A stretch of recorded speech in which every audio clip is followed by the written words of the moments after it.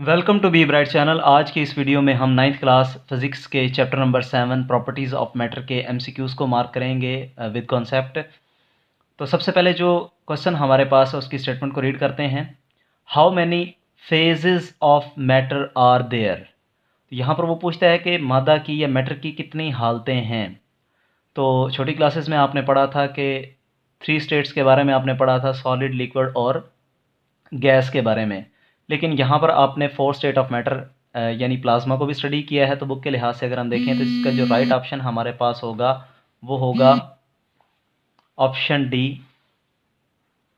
4। उसके बाद question number 2 हमारे पास है, in which of the materials particles have only vibrational motion. तो इसमें वो कहता है कि किस मटेरियल के अंदर पार्टिकल्स की सिर्फ वाइब्रेशनल मोशन होती है, यानी जस्ट वो सिर्फ वाइब्रेट कर सकते हैं। तो इसमें अगर हम देखें जो हमारे पास सॉलिड है, इसमें जो पार्टिकल्स या एटम्स या मॉलिक्यूल्स जो होते हैं वो क्लोजली पैक होते हैं और उनकी मूवमेंट जो है वो जस्ट सिर्फ वाइब्रेशन हो सकती है। तो इसलिए जो वाइब्रेशनल मोशन के हवाले से जो मटेरियल यहाँ पर होगा वो सॉलिड होगा। तो हम ए को जो है यहाँ पर मार्क करेंगे। उसके बाद थर्ड क्वेश्चन हमारे पास है, SI unit of pressure is. Pressure का एसआई यूनिट क्या है। वैसे अगर हम देखें प्रेशर का जो फार्मूला होता है P is equal to F over A, उसके मुताबिक इसका जो यूनिट बनता है न्यूटन पर मीटर स्क्वायर भी बनता है, which is equal to pascal. तो इसका जो राइट ऑप्शन हमारे पास होगा वो पास्कल होगा। और बच्चे यहाँ पर थोड़ा सा कंफ्यूज हो जाते हैं कि न्यूटन पर मीटर लिखा हुआ है, अगर ये मीटर स्क्वायर होता तो ये भी राइट ऑप्शन हो सकता था। तो इसलिए ये राइट ऑप्शन पास्कल ही होगा। उसके बाद क्वेश्चन नंबर 4 हमारे पास है, which will exert greater pressure. इनमें से जो ये ऑप्शन यहाँ पर गिवन है, इनमें सबसे ज़्यादा जो है वो प्रेशर कौन सी चीज़ जो है वो एक्सर्ट करेगी। जैसे कि मैंने अभी आपको बताया है कि प्रेशर का जो फार्मूला हमारे पास होता है P is equal to F over A, यानी प्रेशर जो हमारे पास होती है, प्रेशर इक्वल होता है फोर्स पर यूनिट एरिया, यानी कितनी फोर्स लग रही है कितने एरिया पर।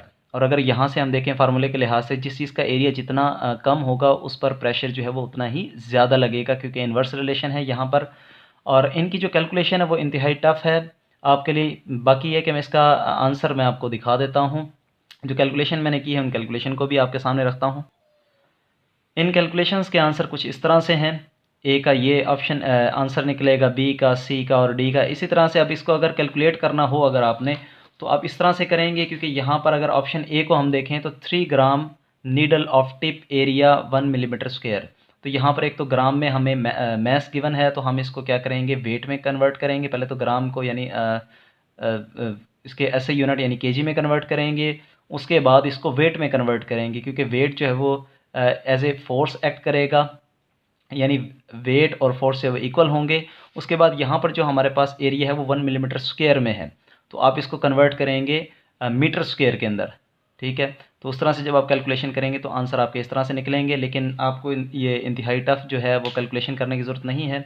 मैं सिर्फ आपको इसका आंसर मार्क करवा देता हूँ। जो इसका आंसर होगा वो आपके पास, इसका जो राइट ऑप्शन आपके पास होगा वो होगा क्वेश्चन नंबर 4 का D. A loaded ship of mass 2.2 multiplied by 10 raised to the power 7 kg having area 600 metre square. तो इसका जो है वो प्रेशर सबसे ज़्यादा होगा। उसके बाद क्वेश्चन है हमारे पास 5, pressure of liquid in a container increase with the. यानी वो कहता है कि प्रेशर जो है वो किस चीज़ के साथ जो है वो इंक्रीज़ होता है कंटेनर के अंदर। यहाँ पर पहले है बेस, फिर दूसरा है वॉल्यूम, तीसरा है डेप्थ और चौथा है मैस। तो यहाँ पर जो इसका राइट ऑप्शन होगा वो डी होगा, सॉरी सी होगा, डेप्थ।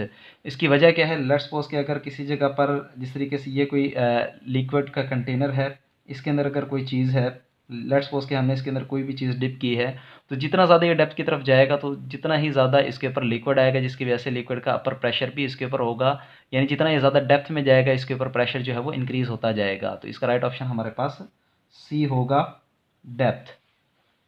उसके बाद है क्वेश्चन नंबर 6, प्रेशर इज़ अब प्रेशर वो पूछता है कि क्या है, एक स्केलर क्वांटिटी है, वेक्टर क्वांटिटी है, फिक्स क्वांटिटी है या एक बेस क्वांटिटी है। तो प्रेशर जो है बेसिकली एक स्केलर क्वांटिटी है। क्यों? क्योंकि इसकी सिर्फ इंटेंसिटी होती है, इसकी शिद्दत होती है, बट इसकी कोई डायरेक्शन जो है वो नहीं होती। ये ऑल डायरेक्शन के अंदर, जैसे कि पास्कल्स लॉ के मुताबिक आपने पढ़ा है, ये यूनिफॉर्मली एक्ट करता है। तो ये एक स्केलर क्वांटिटी है, तो इसको आप मार्क कर लेंगे यहाँ पर ए। उसके बाद वो कहता है a stone in air weighs 20 newton. एक पत्थर का वजन जो है वो एयर के अंदर 20 न्यूटन है। It's weight measured again when immersed in a liquid. जब इसको इसके वेट को मैयर किया गया और जब इसको डुबोया गया लिक्विड के अंदर, इन अ लिक्विड इज 12 न्यूटन, तो इसका वेट जो है वो 12 न्यूटन पाया गया। Then the buoyant force acting on it, तो इसके ऊपर जो फोर्स ऑफ बायंसी है, ये बॉयंट फोर्स जो है वो कितनी एक्ट इसके ऊपर करेगी। तो ये सिंपल है बिल्कुल, आप क्या करेंगे 20 माइनस 12 करेंगे तो जितना फ़र्क आएगा वो इसका राइट ऑप्शन होगा। 20 माइनस 12 करेंगे तो 8 इसका जो है वो राइट ऑप्शन होगा। उसके बाद क्वेश्चन नंबर 8 हमारे पास है ice floats on water surface because. Ice जो है वो वाटर सरफेस के ऊपर फ्लोट करती है, इसकी क्या वजह है। तो आपको जानकर हैरानी होगी कि वाटर की जो डेंसिटी होती है वो 1000 kg पर मीटर क्यूब होती है, जबकि जो आइस की जो हमारे पास डेंसिटी होती है वो 918 अप्रॉक्सीमेटली केजी पर मीटर क्यूब होती है। तो क्योंकि आइस की डेंसिटी जो है वो निस्बतन कम होती है वाटर के, तो इसलिए ये जो है वो फ्लोट करता है। तो इसका राइट ऑप्शन हमारे पास होगा its density is smaller than water. तो अब बी ऑप्शन को जो है वो मार्क कर लेंगे। उसके बाद 9 क्वेश्चन हमारे पास है atmospheric pressure is measured by. Atmospheric pressure को हम किस इंस्ट्रूमेंट से मैयर करते हैं, तो इसका जो राइट ऑप्शन हमारे पास होगा वो होगा बैरोमीटर। बैरोमीटर एक ऐसी डिवाइस होती है जिसके ज़रिए से हम जो है वो एटमॉस्फेरिक प्रेशर को मैयर करते हैं। इसके बाद नेक्स्ट पेज पर हमारे पास क्वेश्चन नंबर 10 है a mass of 2 kg is hung by a spring. वो कहता है कि 2 kg का कोई मैस हमारे पास है जिसको लटकाया गया है एक स्प्रिंग के ज़रिए से, विच डिस्प्लेसेस इट थ्रू 5 सेंटीमीटर, जो इसको 5 सेंटीमीटर डिस्प्लेस करवा देता है, यानी जो मैस हमने हंग करवाया लटकाया है। What is the spring constant, तो स्प्रिंग कांस्टेंट की वैल्यू कितनी होगी। तो आपने जहाँ पर हुक्स लॉ के बारे में स्टडी किया है पीछे, तो वहाँ पर आपके पास स्प्रिंग कांस्टेंट के बारे में बताया गया है। तो स्प्रिंग कांस्टेंट जो है उसको के से रिप्रेजेंट किया जाता है। ये basically stiffness of the spring होती है कि कोई स्प्रिंग कितना सख्त है या कितना नरम है, यानी बेसिकली उसकी रिजिडिटी को डिफाइन करता है, which is equal to F/x। तो यहाँ पर F हमारे पास जो है, क्योंकि यहाँ पर मैस है 2 kg, तो आप इसको कन्वर्ट करेंगे वेट के अंदर।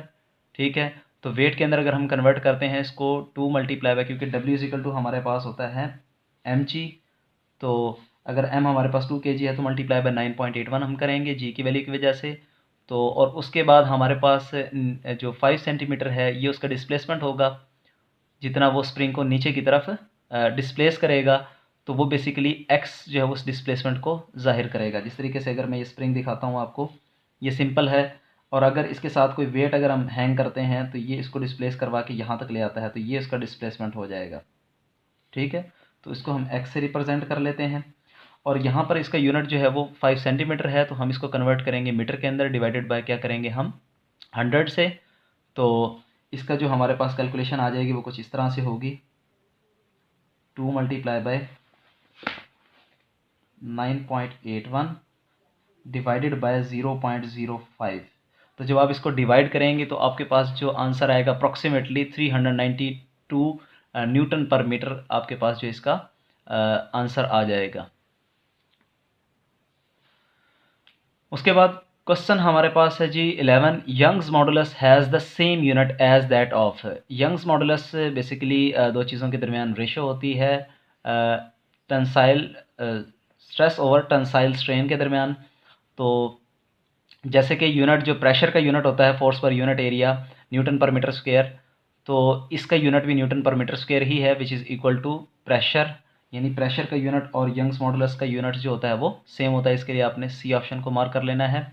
उसके बाद वो कहता है which will experience greater buoyant force. तो इस क्वेश्चन के अंदर वो पूछता है कि कौन सा इसमें जो यहाँ पर गिवन ऑप्शन है इनमें सबसे ज़्यादा एक बॉयंट फोर्स जो है वो किस पर एक्ट करेगी। तो आपने एक चीज़ जहन में रखनी है, फोर्स ऑफ बायोंसी के हवाले से ये चीज़ यहाँ पर क्लियरली लिखा गया है, clearly it is the density which matters. तो अब यहाँ पर हम ऑप्शन को देखें, अब यहाँ पर अगर हम अपने ऑप्शंस को देखें तो यहाँ पर पहले हमारे पास है 1 kg of helium field balloon, यानी हीलियम एक गैस है, गैस क्योंकि उनका वॉल्यूम जो है वो निस्बतन ज़्यादा होता है। उसके बाद 1 kg ऑफ वुड, इसकी डेंसिटी जो है वो निस्बतन निस्बतन जो है वो गैस के जो है वो ज़्यादा होगी, जबकि 1 kg ऑफ आयरन इसकी डेंसिटी जो है वो भी ज़्यादा होगी। और डी ऑप्शन हमारे पास है ऑल एक्सपीरियंस सेम। तो अगर डेंसिटी के डिफरेंस की बिना पर अगर हम देखें तो सबसे जो कम हमारे पास डेंसिटी होगी, डेंसिटी जैसे कि आपको मालूम है कि मैस पर यूनिट वॉल्यूम को कहा जाता है, तो इसका वॉल्यूम ज़्यादा होने की वजह से इसकी जो डेंसिटी है वो कम होगी। तो इसका जो राइट ऑप्शन होगा वो होगा ए। इसको आप मार्क कर लेंगे।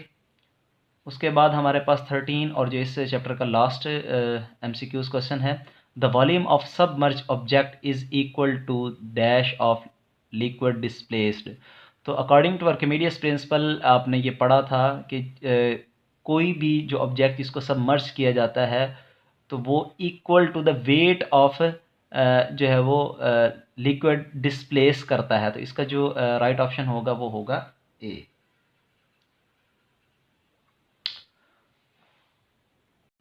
अगर आपको मेरी वीडियो पसंद आई है तो इसको ज़रूर लाइक कीजिएगा और मेरे चैनल को ज़रूर सब्सक्राइब कीजिएगा।